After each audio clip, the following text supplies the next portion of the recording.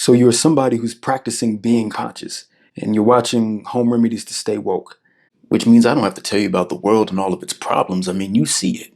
But hang on. There's something you need to know, something hidden from you. And it's actually the reason I've decided to do this program. Whether or not you know it, the truth is the people who hold power in our world are actually righteous people. And I'm very aware of what I'm saying. And yes, I'm talking about the same world you live in. The people in power are righteous. The people in power are positive. They are righteous and they are positive. What? Baye, what are you talking about?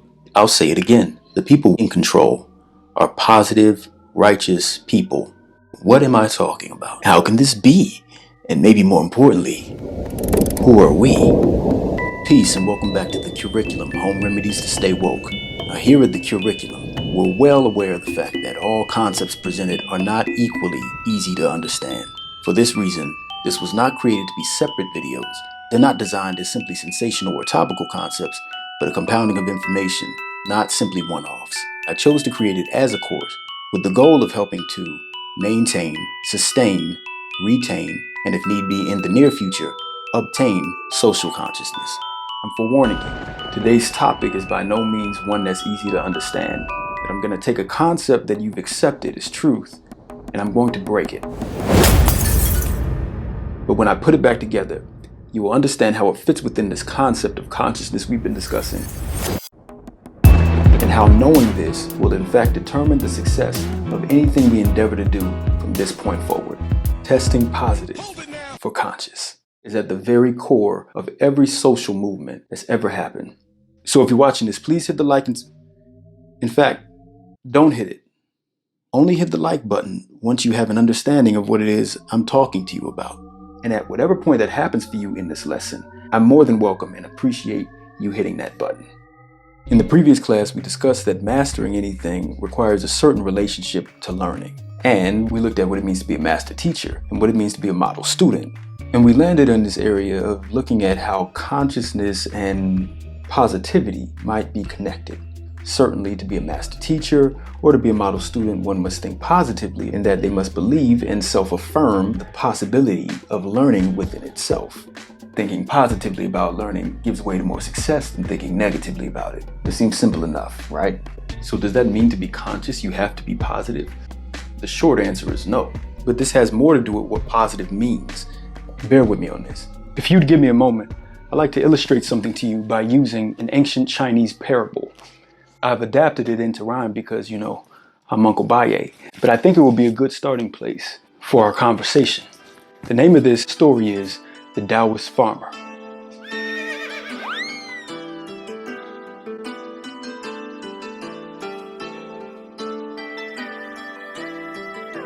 A farmer awkwardly stood among his crops one day. His neighbors came to learn his horse Rerun had run away. He told them this misfortune, to which they exclaimed, "Crazy!" Such bad luck, they sympathized. And the farmer replied, "Maybe." The next morning, he awoke in his daily routine and rhythm. To his surprise, Rerun was back and brought 3 horses with him. 2 untamed mares grazing with 1 new foal. That's the horse baby. Neighbors gazed amazed and stated, "Wonderful." The farmer? Maybe. The farmer's teenage son, who was known to clown and pester, took it upon himself to name them Shirley, Grady, Uness Beatz. The next day, while trying to ride Shirley, mother of Grady, he got thrown and broke his leg. That's messed up. The farmer? Maybe. The very next week, they heard a knock upon their door. Military men had come to draft young men for war. Exempt for injury, the family's luck had done 180. Neighbors said it's cause to celebrate. The farmer paused. Maybe.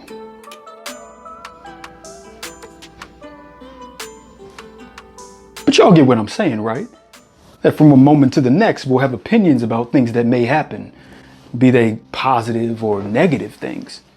Positive being what helps or benefits us, while negative is perceived as something hurting or hindering us. But in the grand scheme, In the continuum of time, it's hard to say how an event or action will always be perceived. Not just by people in the future, but by us. In our society, we've come to believe that thinking or promoting an idea consciously tends to be on the side of something ethically or morally right, therefore positive. And on the other side is the negative thing, whatever that thing is that you consider to be bringing unconscious harm within our society, the negative thing which you would be opposing. But this, however, is far from the case. Strap in, folks, this may flip the whole world around. Society tends to wrestle with this concept of morality, good and bad, right and wrong. Morality is hinged on a certain standard. Moral codes within society tend to be based on religious context or some shared philosophy of what it means to be civil, principles believed to reduce harm to other beings or to ourselves. At very least, it stands upon something like the golden rule: do unto others as you have them do unto you. But morality isn't the same for all or for all time. So what is positive and what is negative? In simply hearing these two words, I know how you grouped it. Positive goes with what is right, negative goes with what is wrong. We then have groups of things that we lump into this way of being. Positive and negative pretty much exist for us as learned categories. Good things are positive, bad things negative. Okay, and this is how we see things in society, everything from art to politics to social contracts we form with each other. But when we look at what positive actually means, it reveals to us that positive is not necessarily right, and negative is not necessarily what is wrong. And even scarier, positive is not necessarily good, and negative is not necessarily what's bad. In fact, I'll show you how people on the side of what is morally or ethically good are quite often negative. And yes, this means you. Now, Benjamin Franklin, Benjamin Franklin, when studying and theorizing around the structure of an atom, determined names to classify parts based on their characteristics. He looked at the subatomic particles at the center or the nucleus of the atom and called them protons, classifying their nature as positive, while the other ones rapidly moving around the nucleus were classified as negative and named electrons. Now, also at the center of the atom, right along with the protons, were neutral particles called neutrons. They don't have no charge at all. So this is the structure of the atom, which makes up all matter in the universe, and Ben Franklin looking at it and coming to this conclusion. Protons and neutrons in the center, and the electrons moving around very quickly in a cloud. The center is positive, the outer part is negative. Now, hang on. Ben Franklin's choice to classify these according to positive and negative is purely coincidence. He could have picked any two opposites, up and down, dark and light, red state, blue state. He just happened to say positive and negative. False. The association between these particles and their dynamics of positive and negative reveal to us an understanding of how the universe is operating. And they're describing to us a clear way of understanding a dynamic throughout the entire universe. One that we, as composites of atoms, play out every day in every relationship. Positive, negative. They're not ridding the world of each other. They exist as complements. One is not able to exist without the other. One validates the other. The same way that death validates life, or that anything created in the world can also be undone or changed. Now bear with me while we go just a little bit deeper. Protons are straight chilling at the center along with the neutrons. Now both of those are about equal mass, which is also about 1.8 thousand times that of an electron. Yeah, there's a difference. All right, Uncle Baye, what are we talking about here? We're talking about positive. We're talking about positive. Clear, conclusive, confident, optimistic, absolute, affirmative, convinced. And we're talking about negative.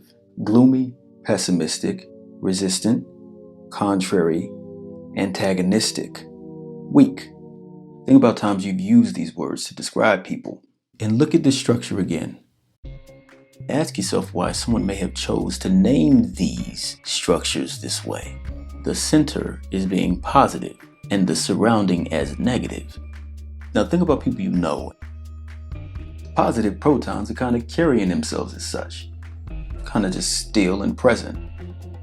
While its complement, the electrons, are moving around, rushing, shifting, and nature is also subject to lose and gain numbers, are exerting a lot of energy, aren't they? Oftentimes, in our world, those of us positioned against something for a moral reason are doing this against what we perceive to be a more massive and established, heavier and static force. Static, as in status quo. We are the smaller antagonistic force working against the positive force. We are the negative charge, seeking to negate or antagonize a positive force, exerting energy, not recognizing that this will not eradicate anything. It only validates it. Wait, but Uncle Baye, you gotta fight against something. You gotta fight against it. I mean, you see something you don't want and you fight against it.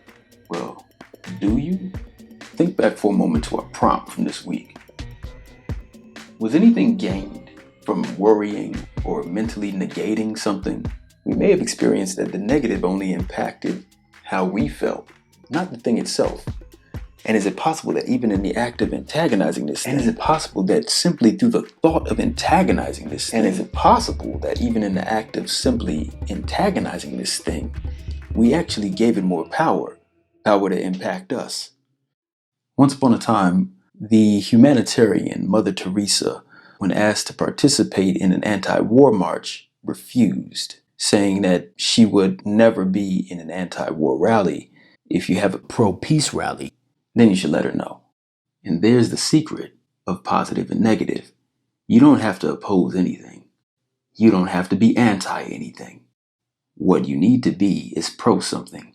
And as conscious beings, that thing is called a vision. Now, in the lyric video for Standing On, I talked about how to perceive our leadership over our own body, the closest domain we have to us. There was an analogy presented to how the positive thinking about the functioning of the body can only serve it, while the negative thinking would actually be negating things that we don't have to think about, much like how morale operates within a company. One exercising their leadership would establish trust with all the parts within their organization and would maintain a vision that onboards and implements the strengths of that organization. Having this clear, conclusive, confident, absolute, affirmative vision that one is convinced of by universal properties places them within the positive, irrespective and regardless of any forces or obstacles which may oppose it. Well, some people may call this a law of attraction. Maybe, but I tend to look at it differently. What it is a law of mass. Think of the train that hits the coyote. The coyote has no ability to stop the train once it's moving on its track. If it's not a law of mass, it is a principle of mass. And here at the CUREiculum, it's being imparted now with the hopes of making it a principle of mass movement. And so, people in power are righteous and positive because they believe that what they're doing is right. And they're convinced that their vision must be done. When grounded in a vision, a person or people are not positioned against anything. They're not seeking to negate anything. One is only advancing consciously toward a vision and not being distracted by any negating forces. One question that I know will certainly arise, if it already hasn't, considering that consciousness or wokeness in the world is only an expression of the state of ourselves. How are you currently oriented? Because as a woke person, you can be conscious negative or conscious positive. But just know that here at the CUREiculum, Home Remedies to Stay Woke, our goal is to increase the clear, conclusive, confident, optimistic, absolute, affirmative, convinced aspects of our consciousness. And this will be done not by finding things to antagonize. We will do this by achieving a clear vision, but it will begin with the awareness of ourselves and our programming. So let's go there next week. So if at any point this concept started making sense to you, please hit that like button. And if you haven't yet, hit the subscribe button and share it with those who you think could benefit from knowing this. Hey, and thank you for taking this ride with us. We're moving right along on this track, and there's really no stopping us. I can't stop. I don't even know how to stop. I'm Uncle Baye, onward and upward.